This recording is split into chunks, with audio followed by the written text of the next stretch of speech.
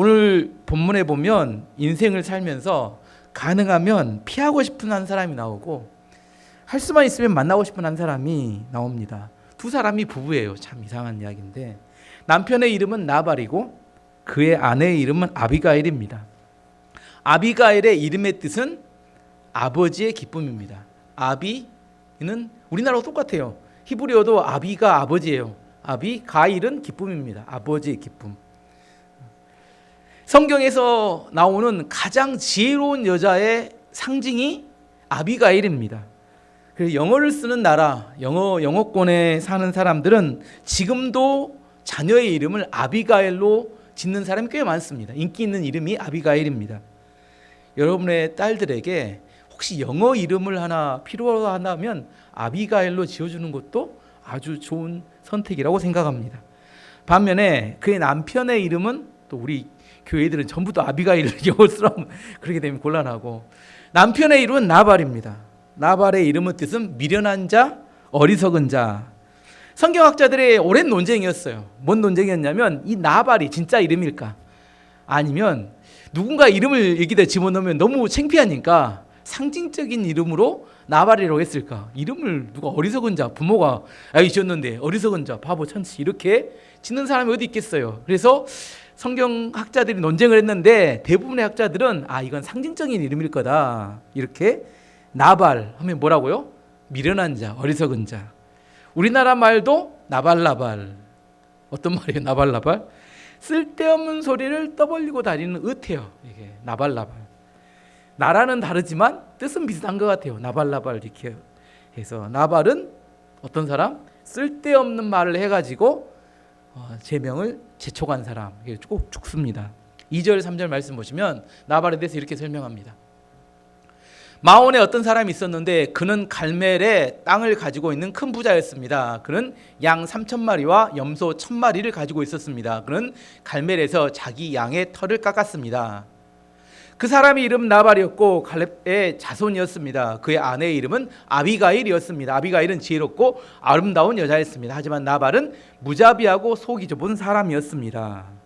나발은 땅이 많았고 목축을 하는데 큰 부자였고 이제 수확할 때가 돼서 양털을 깎는 시기가 되었습니다. 다윗은 자기의 부하들 10명을 보내서 나발에게 양식을 좀 달라 이렇게 요청을 했습니다. 4절에서 8절까지 보면 다윗은 목자들의 축제 날인 양털을 깎는 절기를 맞아 나발이 자기 양의 털을 깎고 있다는 이야기를 광야에서 들었습니다. 그래서 다윗은 젊은 사람 10명을 나발에게 보내며 그들에게 말했습니다. 갈멜로 가서 나발을 만나라. 그에게 내 이름으로 인사하여라. 그리고 이렇게 말하여라. 당신과 당신의 집안이 잘 되기를 빕니다. 그리고 안 읽었는데 그리고 당신에게 딸린 모든 것도 잘 되기를 빕니다. 당신이 양털을 깎고 있다는 이야기를 들었습니다. 당신의 목자들이 우리와 함께 있었을 때 우리는 그들을 조금도 해치지 않았습니다. 당신의 목자들이 갈멜에 있는 동안 그들은 아무것도 도둑맞지 않았습니다. 당신의 종들에게 물어보십시오. 그러면 그들이 그 사실을 이야기해 줄 것입니다. 우리가 이 좋은 날에 왔으니 제발 당신의 종과 같은 다윗과 그의 종들에게 친절을 베풀어 먹을 것을 좀 주십시오. 다윗이 강압적인 자세로 말한 게 아니라 최대한 겸손하게 양식을 좀 달라 이렇게 요청을 합니다. 종들에게 이렇게 말하라 해요. 당신과 당신의 집안이 잘 되기를 빕니다. 그리고 당신이 양을 칠 때 우리가 당신의 양들을 지켜줬고 도둑질을 하나도 하지 않았습니다. 수확의 날이 됐으니 당신의 종과 같은 다윗과 그의 종들에게 먹을 양식을 베풀어 주십시오. 당신의 종과 같은 다윗과 정말 자기를 최대한 낮추어서 어떻게 해요? 당신의 종과 같은 다윗과. 여러분 누구에게 이렇게 말할 사람이 있을까요? 당신의 종과 같은 다윗과 같은 사람이. 어떻게 생각하면 비굴할 정도로 자기를 이렇게 엄청 낮춥니다. 왜 그랬을까요? 왜 다윗이 자기를 이렇게까지 낮추면서 양식을 달라고 이야기를 했을까요? 왜 그랬어요? 그에게 딸린 식구가 600명이 있었기 때문에 아시죠? 다윗은 뭐 해야 돼요? 그들을 먹여 살릴 책임이 있었습니다. 마치 가족을 먹여 살려야 되는 가장의 모습과 비슷합니다. 혼자 산다면 절대 이렇게까지 하지는 않았을 건데 먹여 살려야 될 600명의 사람들이 있었기 때문에 자존심을 완전히 다 내려놓고 당신의 종과 같은 다윗에게 먹을 양식을 좀 나눠주십시오, 이렇게 이야기를 했어요. 이야기를 읽으면서 저는 이런 생각을 했습니다. 여러분 어떤 생각이 될지 모르는데, 하나님이 다윗을 선택하셨잖아요. 그걸 이스라엘 왕으로 만드시기 위해서 하나님이 그를 특별하게 구별하셨으면 최소한 먹을 양식과 필요한 것은 팍팍 좀 밀어주셔야 되는 거 아닌가, 이렇게 생각 안 되신가요? 저만 그런가?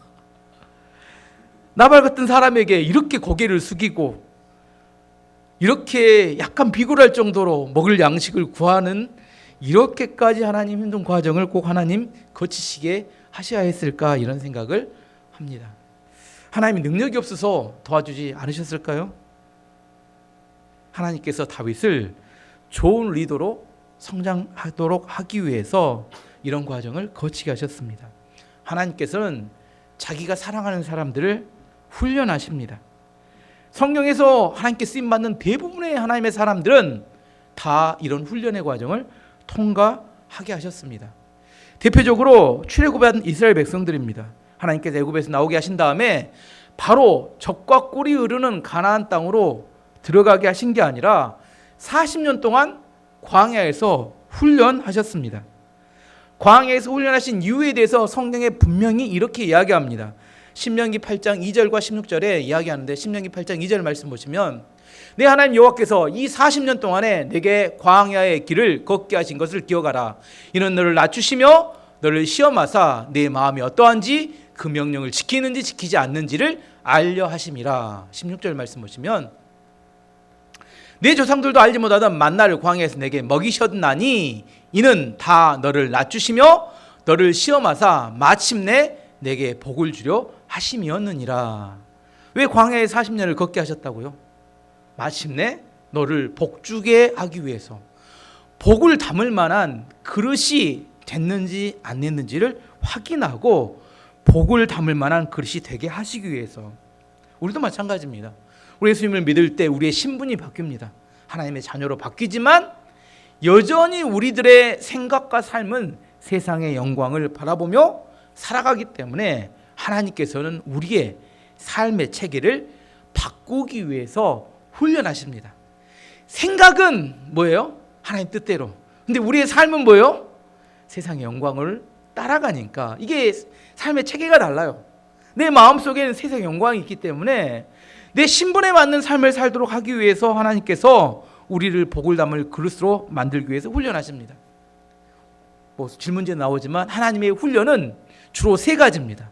세 가지를 중점적으로 훈련하시는, 첫 번째 믿음 훈련, 두 번째 성품 훈련, 세 번째 비전 훈련. 세 가지는 누구나 거쳐가는 훈련입니다.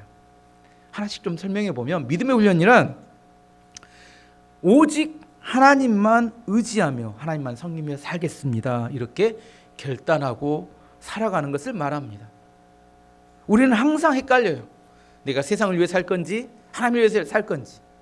어떻게 살기로 결단한다고요? 하나님만을 위해 내가 섬기며 살겠습니다, 이렇게 결단하는 겁니다. 더 이상 세상을 바라보지 않고 오직 하나님만이 나의 유일한 공급자이고 축복입니다, 이렇게 고백하며 살도록 훈련하는 겁니다.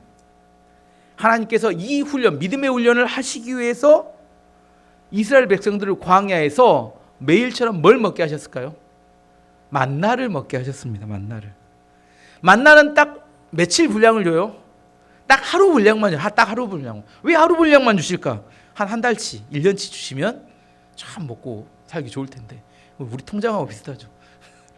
딱 한 달치, 한 1년치씩 팍팍 주시면 좋을 것 같은데. 왜 그래요? 양식과 물질의 공급자는 하나님이시다는 사실을 기억하게 하기 위해서 40년을 매일처럼 만나를 주셨다는 겁니다. 믿음의 연단의 도구는 뭐냐면 물질입니다. 참 힘들어요. 하나님은 물질을 통해서 우리의 믿음을 연단하십니다. 믿음의 연단은 우리의 의지의 연단이에요. 의지예요. 뭐라고요? 하나님만을 섬기겠습니다. 이건 갈등의 상황이 아니라, 갈등의 상황이 있을 때 내가 헷갈릴 때 하나님을 향해서 나아가는 결단과 의지의 훈련을 말하는 겁니다. 하나님은 물질을 통해서 우리의 믿음을 훈련하십니다. 두 번째는 성품의 훈련이에요. 뭐 자세히 설명할 수 없습니다. 성품의 훈련은 관계의 훈련입니다. 하나님께서 사람들의 인정과 인기에서 벗어나 하나님 안에서 강해지게 하시는 훈련입니다. 두 사람 예를 들어보면 모세. 하나님께서 모세는 애굽에서 왕궁, 바로의 왕궁에서 성장하게 했습니다. 그런데 왕궁에서 성장하는 걸로는 하나님께 쓰임받기 어려워요. 그래서 어디로 보내요? 40년 동안 광야로 보냅니다. 광야는 어떤 곳이에요? 아무도 관심 받지 않고 아무도 관심이 없는 잊혀진 곳입니다. 40년 동안 사람들에게 잊혀지며 살아갑니다. 바로의 왕궁에서 어떤 삶을 살아요? 왕자니까 모든 사람이 모세를 바라보며 사람들의 관심과 모든 인기를 한 몸에 받는 그런 자리였다가 이제 광야 40년 동안 완전히 잊혀진 존재로 되어질 때, 그래야 진짜 하나님의 말씀의 통로로 쓰임받을 수 있게 됩니다. 사람에게 인정받으려고 몸부림치지 않을 수 있게 되는 겁니다. 요셉도 마찬가지입니다. 아버지 옆에서 채색 옷을 입고 너무나 사랑받던 아들에서 갑자기 어디로 가버려요? 애굽의 노예로 팔려가 버립니다. 노예는 뭐 인정, 인기 이런 거 없어요. 핍박과 천대만 받고 살아갑니다. 게다가 어떻게 합니까? 누명을 쓰고 감옥에 갑니다. 누명을 쓰고 감옥에 갔는데 범죄의 내용이 뭐예요? 죄수로 어떤 범죄요? 강간 미수범이었어요. 강간 미수범. 뭐 사람들에게, 이게 사람들은 뭔만 봐요? 결과만 봐요. 저 사람이 억울한 누명을 쓴 이런 별로 보지 않아요. 요셉을 뭐예요? 저 사람 강간 미수범으로 감옥에 가 있대. 이렇게 하면 사람들이 뭐 인기나 관심을 갖겠습니까? 요셉이 사람들의 관심과 인기로부터 멀어져 가고 아무도 그에게 기대할 것이 없는 상황 속에 어떻게 돼요? 이제 더 이상 사람에 대한 의지하는 마음, 사람의 인기와 기대로부터 벗어나서 하나님께 쓰임받는 사람으로 훈련되어 가는 겁니다. 성품의 훈련은 관계의 훈련이고 또한 감정의 훈련입니다. 사람들의 기대와 인기로 인하여 인기에 대한 연연하는 마음 때문에 우리는 소용돌이치는 감정 속에 휩쓸려 가버리고 맙니다. 하나님께서 우리의 감정을 훈련시키실 때, 하나님께서 우리의 성품을 훈련시키실 때 우리 감정을 통해서 훈련하십니다. 관계 안에 살아가게 할 때. 세 번째는 뭐냐면 비전의 훈련입니다. 비전의 훈련. 삶의 목적에 대한 연단입니다. 무엇을 위해 살 것인가? 자신의 생각과 자신의 판단, 경험, 세상의 가치관에 근거하여 살던 사람이 하나님의 말씀을 기준으로 살아가는 사람으로 훈련하는 것을 말하는 겁니다. 한 사람 예만 들어보면 베드로가 예수님께서 물고기를 잡아라 할 때 베드로는 어부였어요. 물고기는 주로 어디 있어요? 얕은 곳에 원래 있는데, 저도 물고기 잡는 어부는 아니니까, 근데 얕은 곳에 있대요. 근데 예수님이 뭐라고 이야기하셨어요? 깊은 곳에 그물을 던져라 이렇게 이야기했어요. 근데 베드로의 생각에는 깊은 곳에 물고기가 없는데, 근데 베드로가 뭐라고 고백합니까? 내가 말씀에 의지하여 그물을 내리리라. 자신의 경험과 지식의 한계를 인정하고 말씀을 내 안에 받아들이고 그에 순종할 때 우리의 삶의 목적과 방향이 바뀌게 됩니다. 하나님께 쓰시는 사람은 뭘 훈련한다고요? 첫 번째 믿음, 두 번째 성품, 세 번째 비전. 다음에 언제 교회가 되면 자세히 설교할 때가 있을 텐데, 일단 하나님께서는 우리를 훈련하십니다. 왜 훈련하세요? 하나님 쓰시는 사람, 복을 담을 만한 그릇으로 만들기 위해 훈련하십니다. 하나님께서 왜 다윗을 나발 같은 그런 미련한 사람에게 고개를 숙이게 하셨을까요? 왜요? 훈련하기 위해서. 어떤 거? 믿음의 훈련, 성품의 훈련, 비전의 훈련을 하기 위해서 그 과정을 거치게 하셨습니다. 항상 하는 이야기입니다. 진짜 명품 시계와 가짜 시계를 어떻게 하면 구분할 수 있어요? 어디에 넣어보면?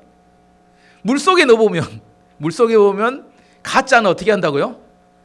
물 완전히 흡수해서 흡수 시계가 되고, 진짜 시계는 어떻게 해요? 진짜 명품 시계는 물을 완전히 차단해서 방수 시대가 되고, 물속에 넣어보면 그 사람의 진짜 실력이 어느 정도 된지, 얼마나 연단을 받았는지 교회에서 말하는 걸로는 알 수 없습니다. 교회 말하는 걸로 들어보면 어디요? 꼭 천국 갈 것 같은데 실제 우리의 삶의 치열한 현장 속에 들어가 보면 이제 뭐가 와요? 믿음의 한계가 오고 그 다음에 관계의 갈등이 오고 그 다음에 내가 무엇을 위해 살 것인가 비전의 한계가 도달하면서 내 안에 진짜 실력이 나타나게 됩니다. 하나님께서는 이걸 훈련해야 연단하고 훈련해야 그 사람에게 복을 부어줘도 흔들리지 않고 하나님의 사명을 이룰 만한 사람이 되는데 다윗에게도 그를 축복하기 전에 이스라엘 왕으로 삼기 전에 하나님께서 충분히 다양한 지금 훈련을 하고 계시다는 겁니다. 이해하시겠죠? 지금 사울 왕을 통해서 지금 강력하게 훈련하시고 지금 나발 같은 말도 안 되는 사람이 지금 건들고 이야기하는데 그때 다윗이 거기에 어떻게 반응하는지 하나님께서 연단하고 있다는 겁니다. 다윗의 이 겸손한 요청에 나발이 어떻게 해요? 나발이 엄청나게 도발합니다. 이게 뭐예요? 이게 뭐라고요? 시험이다니까요. 여러분 인생을 살다 보면 꼭 이런 사람 만납니다. 한번 어떻게 이 사람이 도발했는지 한번 봐보겠습니다. 9절부터 12절까지 보면 말도 안 되는 이야기를 합니다. 다윗의 부하들이 나발에게 가서 다윗의 말을 전했습니다. 그러나 나발은 그들에게 욕을 했습니다. 다윗이 누구요? 이새의 아들이란 자가 도대체 누구요? 요즘 자기 주인에게서 도망치는 종놈들이 많다던데 내가 어찌 빵과 물과 그리고 양털 깎는 내 종에게 주려고 잡은 짐승의 고기를 알지 못하는 사람들에게 줄 수 있겠소? 다윗의 부하들은 돌아가서 나발이 한 말을 그대로 전했습니다. 뭐라고 해요? 다윗이 누구냐? 이새의 아들이란 자가 대체 누구냐? 몰라서 물어볼까요? 아니면 무시하는 말일까요? 알고 있는데 무시하는 이야기죠. 요즘 주인에게서 도망친 종놈들이 많다던데 이 무슨 말이냐면 사울왕에게 도망치고 있는 다윗을 빗대어 도발하는 이야기입니다. 뭐라고요? 요즘 주인에게 도망친 종놈들이 많다던데 정말 듣기만 해도 막 속이 부글부글 끓는 그런 이야기입니다. 세 번째, 양떼를 깎는 내 종들을 주려고 잡은 고기를 말지도 못하는 사람들에게 줄 수 있겠느냐? 다윗을 몰라서 하는 말일까요? 비아냥거리고 아주 가슴을 후벼 파는 정말 독한 이렇게 쌍욕을 퍼붓고 있는 그런 이야기입니다. 다윗도 이 이야기를 듣고는 어떻게 돼요? 뚜껑이 완전히 열리게 됩니다. 내가 도저히 이 이야기는 못 참겠다. 누구도 참았어요, 다윗이? 자기를 죽이려고 했던 사울왕도 참아낸 사람입니다. 오랫동안 죽이려고 해서 사울왕도 참았던 다윗이 누구는 못 참아요? 그냥 말로, 폭력도 사용하지 않았어. 말로 아주 막말을 쏟아붓고 이렇게 나발나발대는 나발은 도저히 참을 수가 없었습니다. 그리고 칼을 차고 자기 부하들에게 명령합니다. 칼을 차고 준비해라. 13절 말씀 보시면 그러자 다윗이 그들에게 칼을 차라 하고 말했습니다. 그들은 명령대로 칼을 찼고 다윗도 칼을 찼습니다. 400년가량이 다윗과 함께 떠나갔고 200명은 남아서 그들이 가진 물건을 지켰습니다. 우리가 인생을 살아갈 때 고난이란 뭐냐면 고난 자체가 어려운 게 아니라 고난보다 더 힘든 것은 꼭 고난 중에 이런 사람들이 나타나서 우리를 도발합니다. 말도 안 되는 이야기로 무시하고 비난하고 달라듭니다. 예수님께서 십자가를 지셨을 때 옆에 있는 강도가 살인자 강도가 예수님께 뭐라고 해요? 네가 하나님의 아들이면 너도 구해보고 우리도 좀 구원해봐라 이렇게 이야기했어요. 저 같으면 어떻게 해요? 당장 뛰어내려가서 그놈부터 요조를 내고 다시 십자가 올라가서 엘리 라마 사박다니. 뭔 참을 수 있어요? 십자가의 고난은 참을 수 있어요. 하지만 내가 하는 거룩한 희생인 십자가를 무시하는 것은 이건 도저히 용납할 수가 없습니다. 최소한 나의 거룩한 희생은 인정을 해줘야 되는데 내가 이렇게 희생했는데 이것조차도 깔아뭉개고 무시하면 이건 내가 못 참겠다. 십자가는 질 수 있지만 우리가 삶을 살 때 십자가 지는 고난을 견딜 수 있지만 고난을 지고 있는데 그것에 대해서 깔아뭉개고 무시하는 우리 자존심을 완전히 깔아뭉개버린 그런 사람을 만나게 될 때는 이건 진짜 뚜껑 열리고 뒤집어지는 일이 됩니다. 다윗은 믿음의 사람이었어요. 비전의 사람이었습니다. 하지만 나발까지는 용납하는 것이 도저히 안 됐던 것 같습니다. 다윗 생각은 이런 것입니다. 뒷일은 어떻게 되든지 나는 잘 모르겠다. 오늘은 니를 죽이고 내가 오늘 결판을 보고 너는 죽이고 내가 그 다음 이야기를 하겠다. 그 다음은 내가 어떻게 될지 모르겠지만 분명히 죽이는 것은 아니지만 네가 그렇게까지 나를 무시하면 나는 그것까지는 내가 용납해 줄 수 없겠다. 다윗은 그 순간 더 이상 말씀의 사람이 아니라 감정이 폭발된 분노의 사람으로 변하고 말았습니다. 그런데 이 어리석은 나발에게 있어서 너무나 현명하고 지혜로운 아내가 있었습니다. 세상은 참 불공평하다 이런 생각을 합니다. 어리석은 나발 같은 사람이 부자예요. 근데 아내도 이쁘고 지혜로워. 이게 얼마나 불공평합니까? 어리석으면 뭐 해야 돼요? 가난해야지. 아닌가요? 바보 같은 사람이 왜 부자가 돼? 이 바보 같은 사람이 왜 이렇게 지혜롭게 아름다운 여자를 아내로 얻어? 이상하잖아요. 안 그런가요? 근데 세상은 이런 불공평함이 존재한다는 겁니다. 나발의 종들 중에 한 명이 아비가일을 찾아와서 다윗과 나발 사이에 있었던 일을 소상하게 보고를 합니다. 14절에서 17절까지 이야기를 읽어보면 나발의 종들 중 한 명이 나발의 아내 아비가일에게 말했습니다. 다윗이 우리 주인에게 인사하기 위하여 광야에서 사람들을 보냈는데 주인은 그들에게 욕을 했습니다. 그 사람들은 우리에게 아주 잘해 주었습니다. 그들은 우리를 조금도 해치지 않았습니다. 우리가 그들과 함께 들에 있는 동안 그들은 아무것도 훔치지 않았습니다. 그들은 밤낮으로 우리를 보호해 주었습니다. 우리가 양떼를 지키고 있을 때 우리의 담이 되어 주었습니다. 그러므로 이제 어떻게 해야 될지를 잘 생각해 보십시오. 다윗은 우리 주인과 그 집안을 해치기로 이미 결심하였습니다. 주인은 너무나 못된 사람이라 누구도 말을 붙여볼 생각조차 못하고 있습니다. 다윗은 어땠어요? 그동안 선대해 주었고 양들을 지켜주었고 어떤 것도 훔치지 않았고 우리들의 담이 되어주고 보호막이 되어주었는데 근데 나발이 도발하고 욕을 했습니다. 왜 나 아비가일에게 이 종이 와서 나발의 종인데 왜 아비가일에 와서 이야기를 했을까요? 이게 처음 일이었을까요? 여러 번 반복된 일이었을까요? 중요한 이야기가 처음 일이었을까요? 아니죠. 지금 나발은 항상 말로 사고를 치고 그 사고가 나면 누가 해결했어요? 아비가일의 지혜로 계속 문제를 해결해 왔기 때문에 또 이 사건이 터지자 뭐예요? 누굴 찾아왔어요? 아비가일에게 와서 나발의 종이 보고하는 겁니다. 지금 이런 일이 터졌습니다. 이거 잘 해결해야 합니다. 이렇게 이야기하는 겁니다. 설명을 들었던 아비가일이 자칫하면 나발의 온 집안이 다 몰살당할 수 있는 그런 위기에 처했다는 것을 알게 되었습니다. 그리고 생각했을 겁니다. 이제 누구가 해결해야 돼요? 나발과 다윗 사이에 이 갈등이 해소가 돼야 합니다. 둘 중에 하나가 물러나든지 어떻게 둘이 해결해야 되는데 아비가일이 생각했습니다. 둘 중에 누굴 찾아갈 것인가? 나발은 남편이고 가깝지만 다윗은 한 번도 보지도 못한 사람입니다. 근데 아비가일이 누구를 선택합니까? 누구를 찾아가기로? 다윗을 찾아가기로 선택합니다. 왜 아비가일이 나발이 아닌 다윗을 찾아가기로 선택했을까요? 나발은 미련한 사람이고 무식한 사람이고 고집이 센 사람이고 교만한 사람이라 한번 생각을 굳히면 설득한다고 변화될 가능성이 있어요, 없어요? 없는 사람입니다. 근데 다행히도 다윗은 하나님의 사람이고 말씀의 사람이고 그는 현명한 사람이라 설득하면 변화될 수 있다고 생각한 겁니다. 예전에도 여러 번 예를 들었습니다. 어느 마을에 어떤 사람이 바보와 싸우고 있었어요. 바보와 싸운 내용은 9 곱하기 3이 뭐냐? 그 바보는 26이라고. 혹시 여러분도 26이라고 생각하는 사람 있어요?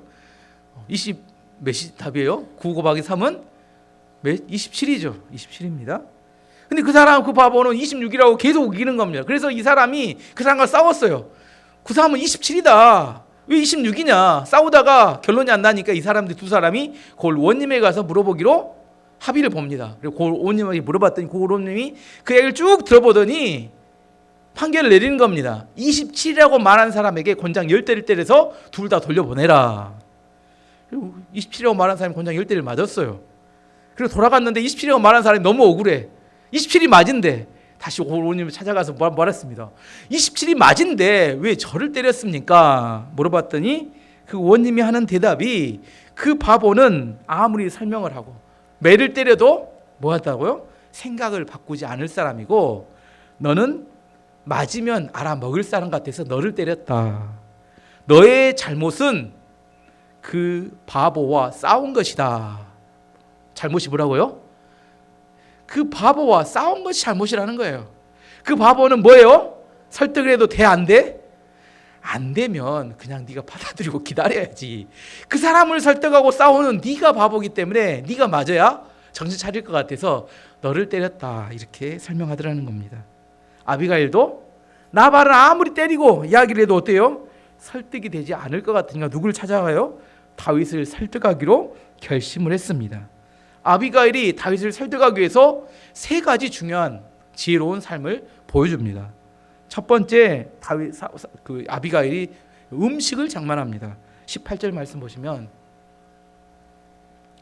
아비가일은 급히 서둘렀습니다. 아비가일은 빵 200개와 포도주가 가득 찬 가죽부대 2개와 양 5마리를 요리하였습니다. 또 볶은 곡식 5새와 건포도 100송이와 무화과떡 200덩이를 준비하였습니다. 아비가일은 그것을 나귀 등에 실었습니다. 뭐부터 준비했어요? 가장 먼저 음식을 준비했습니다. 빵, 포도주, 그다음에 볶은 곡식, 건포도, 무화과 많이 약을 준비했어요. 부잣집이니까. 배고픈 사람에게 제일 중요한 게 뭐예요? 먹는 게 중요하죠. 배고프면. 예. 다윗이 뭐 때문에 자존심 상했어요? 음식 때문에. 예. 병원에 있다 보면 항상 이야기하죠. 어르신들이 왜 싸워요? 냉장고 내 음식 누가 먹어버렸다고 맨날 싸우십니다. 제일 치사한 게 음식 때문에 싸우는 건데 이상하게 음식 때문에 싸우게 돼요. 누가 내 음식 먹으면 마음이 상합니다. 음식 때문에 다윗이 자존심이 상해버렸는데 그 마음을 누그러뜨리기 위해서 먼저 음식을 준비합니다. 말로 해서 돼 안 돼요? 음식 준비해야 합니다. 뭔 말이에요? 이해해야 합니다. 이게 지혜입니다. 말로만 하면 안 됩니다. 음식 준비해야 합니다. 아비가일이 다윗을 찾아갔을 때 다윗이 너무나 분노하고 폭발을 하면서 부하들에게 이렇게 막 분노를 폭발하고 있을 때 그 장면을 보게 됩니다. 21절, 22절에 다윗의 분노를 한번 들어보면 그때 다윗은 막 이렇게 말하고 있었습니다. 다 소용없다. 나는 광야에서 나발의 재산을 지켜주었고 그의 양이 도둑맞지 않게 보살펴 주었다. 그에게 좋은 일을 해 주었는데도 그는 선을 악으로 갚았다. 내일까지 나발의 가족 중 한 사람이라도 내가 살려두면 내가 하나님의 무서운 벌을 받아도 좋다. 그래서 많이 들어본 이야기입니다. 이 이야기를 어디서 성경에 다른 누가 이야기를 합니다. 내가 내일까지 누구를 죽이지 않으면 신이 나에게 벌을 주어도 좋다. 누가 맞힐 수 있을까? 아합의 아내 이세벨이 기억나신가요? 갈멜산에서 엘리야가 자기의 850명을 다 죽이고 나니까 그때 맹세합니다. 내일까지 내가 엘리야를 죽이지 않으면 신이 나에게 벌을 내려도 좋다. 근데 이야기를 누가 하고 있다고요? 다윗이 이세벨과 똑같은 이야기를 하고 있었습니다. 왜 그랬을까요? 이 순간 다윗은 더 이상 말씀의 사람이 아니라 감정과 분노가 폭발한 상태였어요. 왜 그랬을까요? 다윗은 감정적으로 이미 탈진되고 번아웃된 상태였다는 것을 의미합니다. 근데 왜 다윗이 이렇게까지 번아웃되고 탈진됐을까? 그 힌트에 대해서 오늘 본문 1절이 이야기를 해줍니다. 1절 말씀 보시면 사무엘이 죽었습니다. 모든 이스라엘 사람이 모여서 사무엘을 위하여 슬퍼했습니다. 이스라엘 사람들은 사무엘을 라마에 있는 그의 집에서 장사 지냈습니다. 그때 다윗은 바란 광야로 내려갔습니다. 이야기에 대해 그 다음 설명은 없지만 영적인 아버지였던 사무엘이 죽은 지 얼마 안 됐습니다. 사무엘의 죽음은 다윗에게 보이지 않는 마음에 큰 충격을 주었던 걸로 생각이 됩니다. 자주 만나지는 않지만 자기가 위기 상황에 빠지면 찾아갈 만한 영적인 지도자가 있는 것과 그 사람이 죽어서 이제 찾아갈 사람이 아무것도 없는 상태는 같은 상황이지만 전혀 달랐다는 겁니다. 사무엘의 죽음은 다윗에게 일시적인 영적인 방황을 일으켰던 것으로 생각이 됩니다. 다윗이 원래 음식에 막 분노하고 막 이렇게 막 치를 떨면서 내가 저놈을 죽이지 않으면 막 이렇게 이런 사람 아니잖아요. 우리가 지금까지 읽어봤지만 골리앗을 죽일 때 다윗이 얼마나 어렸지만 담대하게 죽입니까? 사울왕을 죽일 수 있는 기회에서 칼을 들이대다가도 멈출 수 있는 그런 인내와 믿음의 사람입니다. 다윗이 이렇게 막 부들부들 떨고 이런 모습을 저도 성경에서 다윗의 이런 모습은 잘 보기 어려운 장면이에요. 왜 다윗이 이렇게 돼버렸어요? 그에게 있어서 일시적으로 영적인 충격과 방황이 있었던 걸로 생각이 됩니다. 어쨌든 다윗은 설득하기 위해서 아비가일이 준비했던 첫 번째 지혜는 뭐였냐면 음식이었습니다. 두 번째는 다윗을 만난 아비가일은 땅에 대고 절을 하면서 간절히 자기 말을 한 번만 들어달라고 간청을 합니다. 23, 24절 말씀 보시면 아비가일은 다윗을 보고 급히 나오기 위해서 내렸습니다. 아비가일은 얼굴을 땅에 대고 다윗에게 절했습니다. 아비가일은 다윗의 발 앞에 엎드려 이렇게 말했습니다. 내 주여, 모든 것은 제 잘못입니다. 제발 제 말을 들어주십시오. 이런 겸손한 태도가 분노와 상처를 누그러뜨리는데 아주 중요한 효과가 있습니다. 교만한 태도 말고 겸손한 태도. 같은 이야기인데 어떤 태도로 이야기하는지에 따라서 그 결과는 전혀 다릅니다. 말은 같은데 태도가 겸손하지 않으면 그게 좋지 않은 결과를 맺습니다. 하지만 아비가일은 어떻게 해요? 땅에 내려서 얼굴을 땅에 대고 절을 하면서 제발 제 잘못입니다. 제 말을 한 번만 들어주시길 바랍니다. 이런 겸손한 태도가 다윗의 마음을 녹아내리게 만들고 있었습니다. 세 번째는 아비가일은 다윗이 왜 나발 같은 사람을 죽이면 안 되는지를 설명합니다. 그 설명에 뭐가 포함되어 있냐면 하나님의 비전과 다윗의 미래까지 포함된 이야기를 합니다. 아비가일은 뭘 알고 있었냐면 다윗이 어떤 사람인지를 그의 본질을 파악하고 있었다는 겁니다. 25절 26절 말씀 보시면 내 주여, 아무 쓸데없는 사람인 나발에게 신경 쓰지 마십시오. 나발은 그 이름처럼 정말 미련한 사람입니다. 하지만 당신의 종인 저는 당신이 보낸 사람을 보지 못했습니다. 그러나 이제나마 제가 당신을 만난 것은 여호와의 도움이라고 생각합니다. 여호와께서 살아계셔서 내 주 당신의 손으로 친히 피를 흘려 복수하는 것을 막으셨습니다. 이제 내 주 당신을 해하려는 자들과 당신의 원수들은 나발과 같이 될 것입니다. 내용의 뒤인 내용까지 쭉 이야기하면 내용이 뭐냐면 나발은 정말 미련한 사람입니다. 정말 쓸데없는 사람을 신경 쓰지 마시기 바랍니다. 당신이 나발 같은 사람을 죽이게 된다면 나중에 당신이 이 나라의 지도자, 왕이 되려고 할 때 그게 큰 흠이 될 수 있습니다. 이렇게 이야기하는 겁니다. 아비가일은 다윗이 나중에 뭐가 될 사람이라고 생각했어요? 이스라엘의 왕이 될 것이라고 생각하고 그것을 상기시켜 준 겁니다. 뭐라고 상기시켜요? 당신이 이 나라의 왕이 돼야 되는데 왕이 될 사람이 저런 쓸데없는 사람을 일부러 죽여가지고 흠을 남게 되면 당신이 나중에 왕이 되는데 문제가 될 수 있습니다. 그것은 하나님의 비전이자 당신의 미래를 앗아가게 할 수 있는, 무너뜨리게 만들 수 있는 중요한 이유가 됩니다. 아비가일은 다윗이 어떤 사람이고 어떤 본질을 가지고 있는 사람인지를 이해하고 그걸 이야기해 줬습니다. 그 이야기를 듣는 순간 다윗은 뭘 깨달아요? 감정에 폭발하고 사로잡힌 사람이 그렇지, 내가 어떤 사람이었지? 내가 어떤 사람이에요? 하나님께 기름 부음 받고 하나님의 사명을 붙든 사람이라는 사실을 기억하게 됩니다. 다윗은 세 가지. 아비가일은 다윗이 먹을 양식, 첫 번째. 두 번째, 자존심. 세 번째, 하나님의 비전과 사명. 세 가지 중에 다윗에게 가장 중요한 것을 다윗은 무엇이라고 생각하고 살고 있었을까요? 다윗에게 세 가지 중에 먹을 양식, 자존심, 하나님 비전과 사명. 다윗은 비전과 사명을 위해서 지금 목숨을 걸고 어떤 고난도 지금 이겨내고 있는 과정이었어요. 그 과정 중에 먹을 걸로 감정이 상했을 뿐이지 비전에 비하면 이 먹을 것이나 자존심은 아무것도 아닌 대상이었다는 것을 다윗의 본질을 파악한 겁니다. 그래서 다윗을 설득하기 위해서 뭘 이야기해요? 당신의 비전과 사명, 하나님이 무엇을 원하시는지 그걸 기억해야 합니다. 저 하찮은 나발 하나 죽인다고 해서 죽이는 것이 오히려 그 비전과 사명에 방해가 된다면 죽이지 않는 것이 맞지 않습니까? 이렇게 이야기할 때 다윗이 뭘 차려요? 정신을 차리게 됩니다. 이걸 뭐라고 해요? 지금까지 이야기하는 세 가지를 지혜라고 합니다. 지혜는 그 사람의 본질을 알게 되면 그 사람을 설득할 수 있게 되고 그 사람을 살릴 수도 있게 됩니다. 다윗은 아비가일의 이야기를 듣고 감정의 사람에서 말씀의 사람으로, 사명의 사람으로 다시 제정신을 찾게 됩니다. 이걸 지혜라고 합니다. 이 시대 지식은 너무나 흘러넘칩니다. 어디에 물어보면 돼요? 네이버 지식과 챗GPT한테 물어보면 모르는 게 없어요. 다 알려줍니다. 여러분 모를 것 같으면 저도 항상 물어봅니다. 야, 이것 좀 알려주라 하면 너무 소상하게 알려줘요. 여러분 물어보면 잘 알려줍니다. 모르는 게 없어요. 지식이 부족한 세상이 아니에요.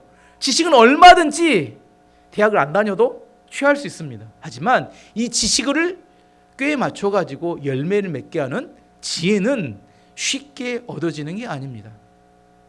저는 우리 교회 성도들이 항상 기도합니다. 지혜로운 사람이 되기를. 여러분 지혜는 열매를 맺게 하는 능력을 말합니다. 뭘 알고 있다 이 중요하지 않아요. 내가 알고 있는 것을 통해 가서 뭐 해야 돼요? 궁극에 가서 열매를 맺도록 만들어내는 게 지혜입니다. 아비가일이 지금 다윗의 마음을 설득하는 게 쉬웠을까요? 이거 진짜 어려운 이야기입니다. 막 감정이 폭발해서 뭐 죽이려고 쫓아온 사람을 잘못하면 내가 죽을 수 있어요. 원래는 피해야 됩니다. 그런 사람이 있으면 감정이 누그러질 때까지. 하지만 그 핵심이 무엇인지, 다윗의 마음을 표현하게 만들 핵심이 무엇인지 뭐 세 가지였죠. 첫 번째 뭐가 중요해요? 음식이 중요하다니까. 또 나중에 설득하는 말만 음식 갖다 줘야 합니다. 주고 나와서 이야기하지 음식 안 주고 이야기하면 큰일 납니다. 나중에 설득해도 음식 안 주면 이게 말이 안 먹혀요. 음식 줘야 됩니다. 그리고 태도 두 번째 겸손해야 돼요. 마음 엎드릴 수 있고 그 사람에게 땅을 댈 수 있는 그 겸손한 태도가 있어야 합니다. 이거 없으면 그 사람 마음 설득하기 어렵습니다. 그 다음에 마지막에 가서 그 사람을 설득할 수 있는 본질을 알아야 됩니다. 이 세 가지 기억해야 합니다. 이게 지혜라니까요. 이걸 아는 게 지혜예요. 성경을 읽고 우리가 묵상하는 이유는 이걸 배우는 겁니다. 그 다음에 이걸 배우는 것만 중요한 게 아니라 이것을 네 삶 속에 익숙하게 만드는 게 훈련이 중요합니다. 지금 처음에 이야기했죠. 훈련을 받아야 합니다. 훈련이 안 되고 지식에 머물러 있으면 이루어지는 게 아무도 없어요. 열매가 안 맺히는 겁니다. 우리 안에 지혜를 얻기 위해서 하나님께서 우리 가운데 이렇게 말씀하십니다. 야고보서 1장 5절 말씀. 너희 중에 누구든지 지혜가 부족하거든 모든 사람에게 후히 주시고 꾸짖지 아니하시는 하나님께 구하라. 그리하면 주시리라. 하나님께 뭘 주신다고요? 지혜를 주십니다. 지혜를 얻으려면 뭐 하라고요? 누구에게 구하라고요? 왜 하나님께 구하라 할까? 이게 중요한 이야기인데 왜 하나님께 구해야 하나님이 지혜를 주실까? 하나님께 구할 때 우리는 하나님의 시각을 배우게 됩니다. 지금 아비가일의 시각은 하나님의 시각이고 하나님의 관점입니다. 사람의 관점이 아니라 하나님의 시각으로 다윗을 바라볼 때만이 이런 지혜를 얻을 수 있게 됩니다. 내가 사람의 이익과 사람의 생각으로 사람을 바라보면 절대로 이런 지혜가 생기지 않아요. 그래서 지혜를 얻기 위해서 기도하라 이렇게 말하는 겁니다. 여러분 기도하셔야 지혜를 얻을 수 있어요. 그래서 기도하라는 겁니다. 기도는 의미 없는 행동이 아닙니다. 여러분 시간이 나면 기도하시고 새벽에 나와 기도하시고 여러분 시간이 있을 때마다 하나님께 기도하며 이 문제를 어떻게 해결해야 될까요? 이런 걸 물어보고 하나님의 관점이라면 하나님이시라면 이걸 어떻게 해결하셨을까? 이걸 자꾸 생각하고 묵상하셔야 지혜가 내 삶에 이렇게 숨을 쉬고 이게 늘어나면서 내가 실제적인 문제를 해결할 수 있게 됩니다. 말씀의 결론입니다. 나발은 어리석은 말로 생명을 단축했고 아비가일은 지혜로 그의 가족을 살렸습니다. 우리 교회 모든 성도님들이 이런 지혜로 지혜를 하나님께 구하고 본질을 이해함으로 많은 열매를 맺는 성도님 되시기를 축원합니다.